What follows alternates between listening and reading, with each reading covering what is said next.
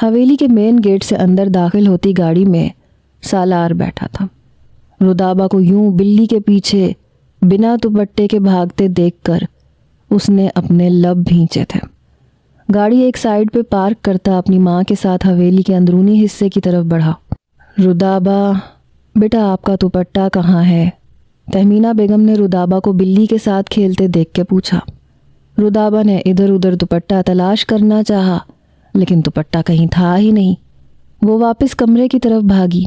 پیچھے ہی تہمینہ بیگم عبداللہ صاحب اور سالار کے ساتھ رحیم صاحب کے کمرے میں گئی، جہاں رحیم صاحب نہ جانے کیا بات کر رہے تھے فاروق صاحب سے۔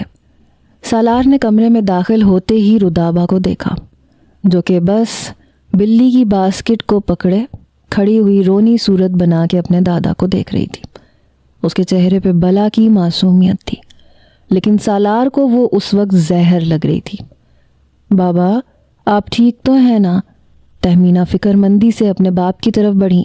رحیم صاحب نے سالار کی طرف دیکھا اور پھر اپنی بیٹی کو۔ نکاح خواں کو بلاؤ، رحیم صاحب نے فاروق کو دیکھ کے کہا تو فاروق صاحب نے اس بات میں سر ہلایا۔ سالار بھائی سے نکاح ہو رہا ہے اس بے وقوف کا؟ طیبہ نے حیرت سے پوچھا۔ ماہم نے حیرت سے سالار کو دیکھا، جو کھا جانے والی نظروں سے رودابہ کو دیکھ رہا تھا۔ تھوڑی ہی دیر میں نکاح خواں کمرے میں داخل ہوا اور رحیم صاحب کی اجازت ملنے پہ انہوں نے نکاح پڑھوایا۔ سالار نے خاموشی سے رودابہ کو نکاح میں قبول کر لیا تھا، جبکہ رودابہ بھی اپنی چچی کی کہی بات پہ عمل کرتی 3 بار سالار کو قبول کر چکی تھی۔ سالار نکاح کے بعد کمرے سے نکلا اور ٹیرس پہ آ گیا۔ اس کے پیچھے ہی ماہم کمرے سے نکلی، جبکہ رودابہ رحیم صاحب کے ساتھ لگ کے بیٹھی رو رہی تھی۔ دادا آپ ایسی باتیں نہ کریں، نہ مجھے آپ کی کہانی سنے بنا نیند بھی نہیں آتی۔ وہ اپنے دادا کی بات سن کے تڑپ اٹھی تھی۔ بیٹا ایک نہ ایک دن ہر کسی نے اس دنیا سے جانا ہے، شاید میرے جانے کا بھی وقت آ گیا ہے۔ انہوں نے یہ کہہ کے تہمینہ کو دیکھا جو رو رہی تھی۔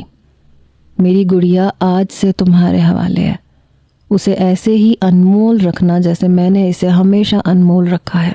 اسے آج ہی اپنے ساتھ لے جانا، رحیم صاحب نے کہا۔ بابا آپ ٹھیک ہو جائیں، ہم دھوم دھام سے شادی کر کے اسے ساتھ لے کے جائیں گے، تہمینہ بیگم تڑپ کے بولی تھی۔ میرے پاس زیادہ وقت نہیں ہے بیٹا، اسے تم آج ہی لے کے جاؤ، رحیم صاحب نے کہا تو تہمینہ بیگم خاموش ہو گئی اور بس اپنے بابا کی بات سننے لگی۔ تم نے اتنی آسانی سے کیسے نکاح کر لیا، اور وہ بھی اس گنوار سے؟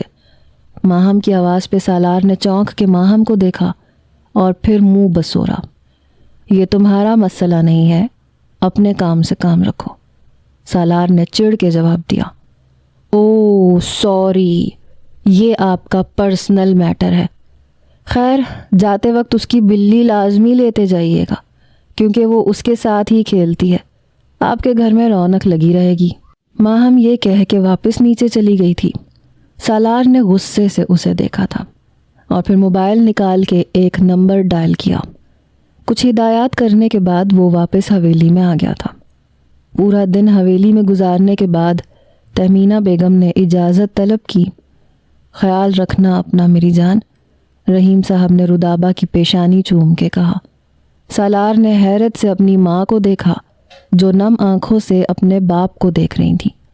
بات تو صرف نکاح کی ہوئی تھی، تو آخر وہ رودابہ کو کس لیے دعا دے رہے تھے؟ ماما مجھے آپ سے بات کرنی ہے، تہمینہ بیگم نے چونک کے سالار کو دیکھا، پھر اس بات میں سر ہلاتی سالار کے ساتھ کمرے سے باہر نکلی۔ ماما بات صرف نکاح کی ہوئی تھی، میں نے آپ کے کہنے پہ نکاح کر لیا۔ بیٹا نکاح تو ہو گیا ہے تو رخصتی میں کیا برائی ہے؟ وہ سالار کی بات کاٹتے ہوئے بولی۔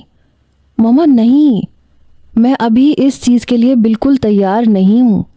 آپ جانتی ہیں میری لائف کے کچھ گولز ہیں، میں نے انہیں اچیو کرنا ہے۔ میں اتنی بڑی ذمہ داری…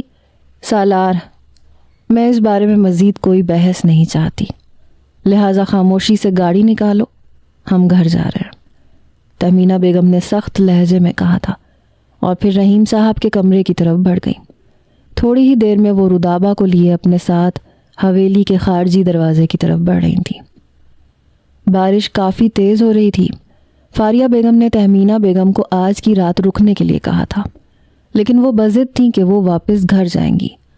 ابھی وہ لوگ گاڑی میں بیٹھے ہی تھے کہ رودابہ کی نظر حویلی کے مین گیٹ سے باہر آتی بلی پہ پڑی۔ وہ گاڑی سے باہر نکل کے بلی کی طرف بھاگی، جبکہ سالار نے حیرت سے رودابہ کو دیکھا تھا، جو بارش میں بھیگتی ہوئی بلی کے پاس چلی گئی تھی اور اسے اٹھا کے حویلی کے اندرونی حصے کی طرف چلی گئی۔ چاچی، اس کا خیال رکھیے گا، اسے لینے کے لیے بہت جلد آؤں گی۔ اس کا گھر یہی ہے نا؟ وہاں اس کا نیا گھر بنانے میں ٹائم لگے گا۔ رودابہ نے یہ کہہ کے بلی فاریہ بیگم کے ہاتھ میں دی تھی۔ فاریہ بیگم نے نم آنکھوں سے رودابہ کو دیکھا۔ اپنا خیال رکھنا، اور کبھی بھی کسی بھی چیز کی ضرورت ہو یا ہماری